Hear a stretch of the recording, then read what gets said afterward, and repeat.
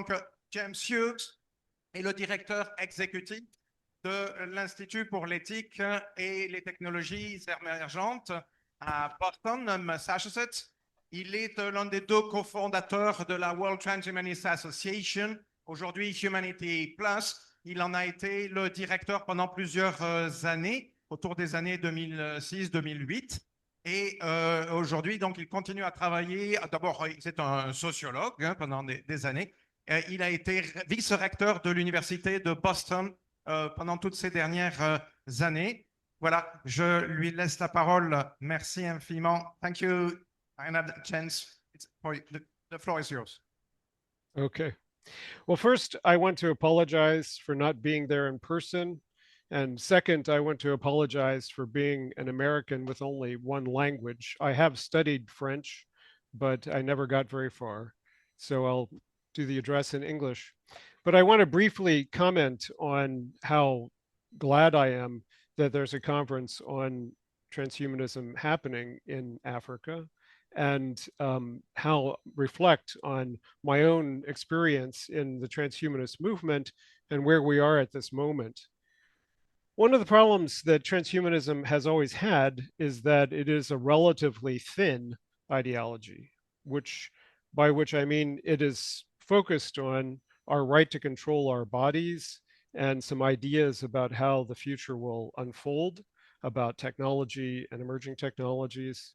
But you can have a wide variety of political and religious views, other kinds of views, and believe in the transhumanist idea that we should be able to use human enhancement technologies to control our bodies. And as a consequence, we've had many, many different arguments and fights within transhumanism. And before we called it transhumanism, back to the Enlightenment origins or the pre-Enlightenment origins, there have always been different flavors of people who have argued for these ideas. Technology opens doors. It opens possibility for human beings. But the direction that we take when we go through that door is not determined by the technology. We could take a direction in which the technology is well regulated and we all get healthy longevity and we don't have to work anymore and we have universal basic income. Or we could get a future with techno-feudalism, with billionaires in armed compounds with their own harems breeding their own super babies while the world burns. And guess which kind of transhuman future white South African billionaires prefer? White South African billionaires who have been, unfortunately, very influential in the transhumanist movement. Transhumanism is a perfect example of the workings of cultural hegemony, what Gramsci called cultural hegemony. In the 2000s, only about 20% of transhumanists around the world were libertarians or advocated for eliminating government, and only about 2% were far right. About 40% of transhumanists back then, when we were trying to build a global movement with chapters in 50 different cities and many different countries, about 40% of us were more or less progressives.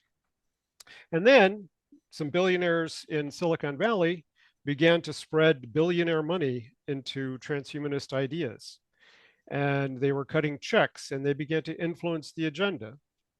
Suddenly, one of the ideas the transhumanists began talking about was building seasteads, building little autonomous islands in the middle of the Pacific where illegal medical experiments could be done in international waters. And by the way, these island platforms would be controlled by billionaires.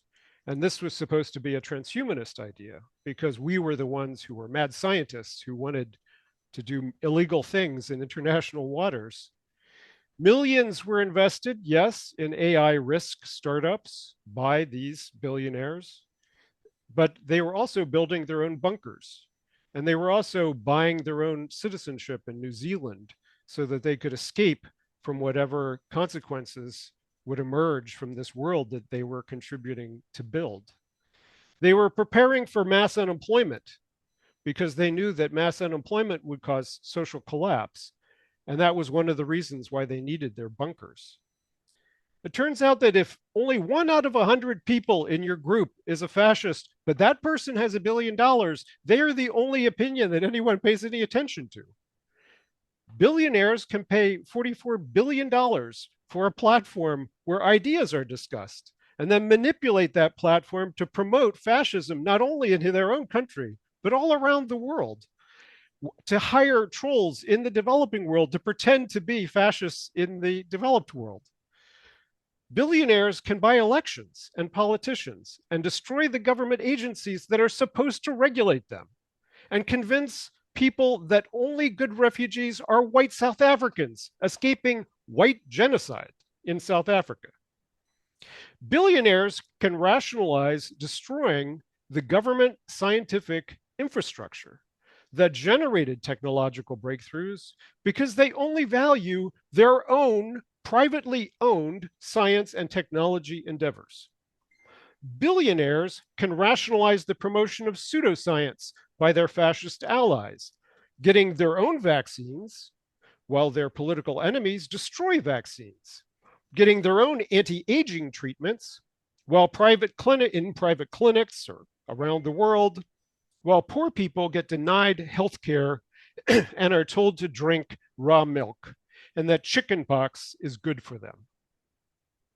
Billionaires can build robot armies and global surveillance systems like Palantir, which they can then tell their politicians to buy and use to suppress resistance to their fascist program, as they've seen effectively done in places like Russia and China.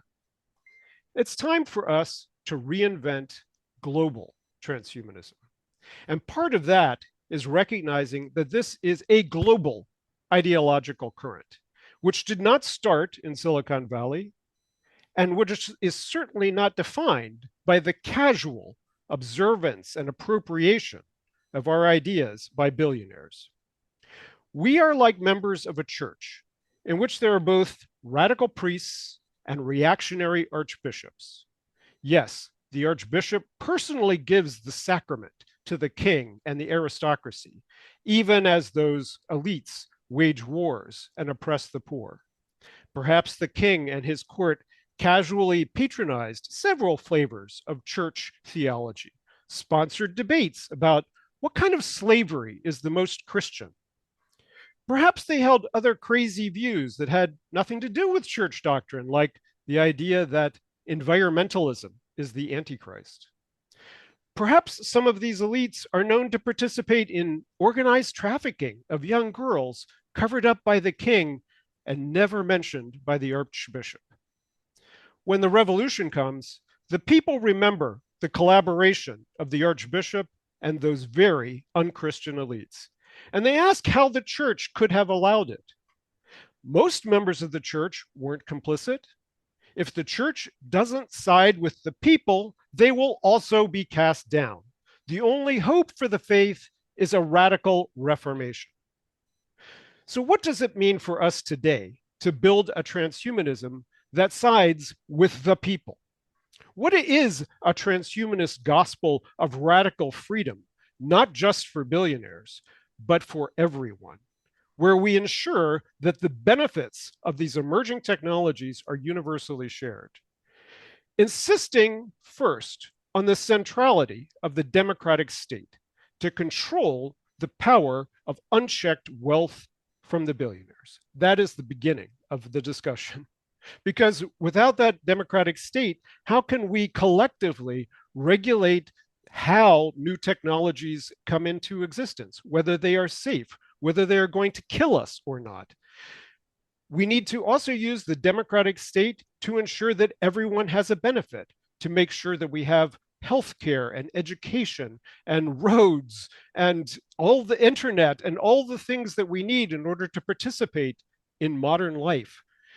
The state has to provide that. Radical capitalism will not. Radical capitalism provides a new techno-feudalism where we work for pennies for the rich. So what does it mean for a practical transhumanism today to focus on the needs of today? One thing that has struck me immensely in the last year, because I've been taking an anti-diabetes drug called Mounjaro or tirzepatide, it's one of the GLP-1s. Transhumanists like us have been talking about anti-aging, if you go back far enough, 200 years, 250 years. Condorcet in the French Revolution said we might eventually be able to have a conquering of disease and death. What does it mean to do that? Today, GLP-1 drugs, which are still very expensive, are shown to reduce cancer, heart disease, stroke, to extend life expectancy dramatically. Obesity is the major thing that's holding back our progress towards the escape velocity that we've been talking about. So GLP-1s are a tangible promise to the people that healthy longevity through technology is possible. And why aren't we talking about universal access to GLP-1s as a transhumanist goal? This is one example. Another is the gender tech and the control of our body and how we express our gender. I know this is a sensitive subject, but for me, the promise of radical freedom in transhumanism means that we also promise that if you don't like how your body looks, you can change it. Why should that not be one of our promises? Why should that not be one of our causes? It also has to be a global transhumanism again, not just the drug-fueled fantasies of Silicon Valley billionaires, but also for everyone. What does a Chinese transhumanism look like? What does an African transhumanism look like? What does a Latin American transhumanism look like? We are just the people who have participated in the conversation so far are a tiny fraction of the global millions and millions that we hope to be engaged in this conversation. That is what we need from transhumanist activism today, to begin to repair the damage done to our reputation by the association with a handful of fascist billionaires and their twisted, partial appropriation of our ideas. Thank you, and have a good conference.